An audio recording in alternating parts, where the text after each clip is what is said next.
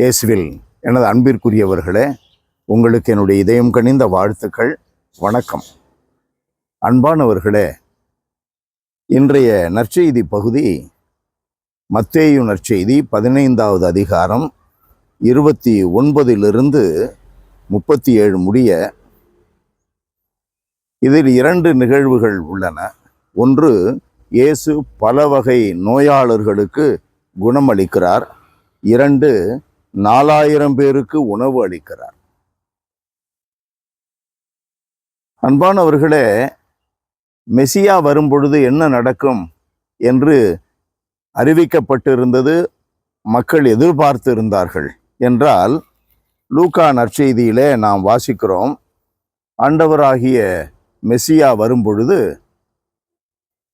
ஊனமுற்றோர் நலமடைவர், நோயாளிகள் நலமடைவர், நடப்பார்கள், செவிடர் கேட்பார்கள், ஊமையர் பேசுவார்கள், எளியவர்களுக்கு நற்செய்தி அறிவிக்கப்படும். இந்த பகுதியை நாம் பல இடங்களிலே நாம் பார்க்கிறோம்.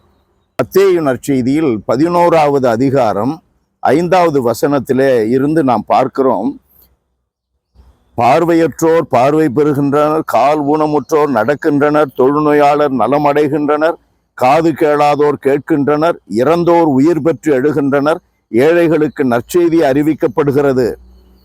இதை திருமுழுக்கு யோவானிடமிருந்து வந்த சீடர்களுக்கு சொல்லி திருமுழுக்கு யோவானுக்கு செய்தி அனுப்புகிறார்.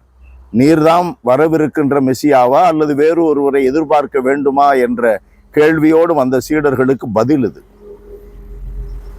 லூக்கா நற்செய்தியிலே முதலாக தன்னுடைய பணியை ஆரம்பிக்கும் பொழுதே ஆண்டவர் இயேசு தன்னுடைய வளர்ந்த ஊராகிய நசரேத்துக்கு செல்லுகிறார். அங்கே எழுந்து வாசிக்க எழும்பொழுது ஆண்டவருக்கு கொடுக்கப்பட்ட பகுதி என்ன? அன்பானவர்களே, ஆண்டவர் சொல்லுகிறார், ஆண்டவருடைய ஆவி என் மேல் உள்ளது, ஏனெனில் அவர் எனக்கு அருள் பொழிவு செய்துள்ளார். ஏழைகளுக்கு நற்செய்தி அறிவிக்கவும், சிறைப்பட்டோர் விடுதலை அடைவர், பார்வையற்றோர் பார்வை பெறுவர் என முழக்கமிடவும், ஒடுக்கப்பட்டோரை விடுதலை செய்து அனுப்பவும், ஆண்டவர் அருள் தரும் ஆண்டினை முழக்கமிட்டு அறிவிக்கவும் நான் வந்திருக்கிறேன். அது அன்று நிறைவேறுகிறது என்று சொன்னார். எல்லாரும் வியந்து போற்றினார்கள். பல பெரியவர்கள் இயேசுவின் மேல் பொறாமை கொண்டு அவரை கொலை செய்ய எண்ணினார்கள். அன்பானவர்களே, ஆண்டவர் இயேசுவிடம் வந்தால் என்ன கிடைக்கும்? ஆண்டவர் இயேசுவை ஆராதித்தால், அவரை நம்பினால் என்ன கிடைக்கும் என்பதனுடைய விளக்கம் இது. மெசியா வரும்பொழுது இந்த நன்மைகள் எல்லாம் நடைபெறும். உடலுக்கும் கூட உணவு அளிக்கிறார். வயிற்று பசியை தீர்க்க உணவு அளிக்கிறார். உடல் சுகவீனங்களை குணப்படுத்துகிறார். எளியவர்களுக்கு நற்செய்தி அறிவிக்கிறார். அப்படி என்றால் இயேசுதான் நமக்கு வாழ்வு.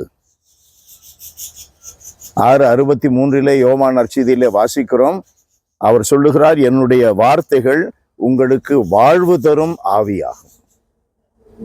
வாழ்வு தரும் ஆவியாகும். அன்பானவர்களே, இயேசு அதை மிக மிக விளக்கமாக தன்னுடைய வாழ்நாள் முழுவதும் சொல்லிக்கொண்டே இருக்கிறார். நானே வாழ்வு, நானே வழி, நானே உண்மை.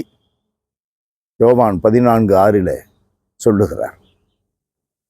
நம்முடைய வாழ்விலே எவ்வளவு பள்ளத்தாக்கில் நாம் இருந்தாலும், எவ்வளவு நெருக்கடிகளில் முட்கள் மத்தியிலே மாட்டிக்கொண்ட ஆட்டை போல தவித்தாலும் கூட இயேசுவை எண்ணத்தில் வைக்க வேண்டும். இயேசுவை கண்முன் வைக்க வேண்டும்.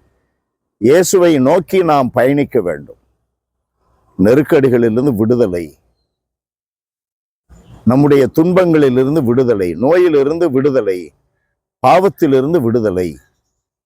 அன்பு நிறைந்த எங்கள் இறைவா, உம்மை போற்றி புகழுகிறோம், தாழ்மையோடு ஆராதிக்கிறோம். ஆண்டவரே, எங்களுடைய வாழ்வில் காடானாலும் நாடானாலும் ஆண்டவரே, எப்போதும் உம்மையே நம்பி வாழுகின்ற வரத்தை எங்களுக்கு தருவீராக. உடல் நோயிலும் மனநோயிலும் பாவ நோயிலும் இருந்து எங்களுக்கு விடுதலை தருபவர் உம்முடைய திருமகன் இயேசு கிறிஸ்து ஒருவரே என்பதை நாங்கள் அறிந்து உணர்ந்து வாழ்வது மட்டுமல்ல, மற்றவர்களுக்கும் அதை அறிவித்து எளியவர்களுக்கு அந்த நற்செய்தி கிடைக்கும்படியாக நாங்கள் வாழ்ந்து காட்ட அருள் புரியும். இயேசுவின் நாமத்தில் ஜெபிக்கிறோம் பிதாவே. ஆமென். ஆமென்.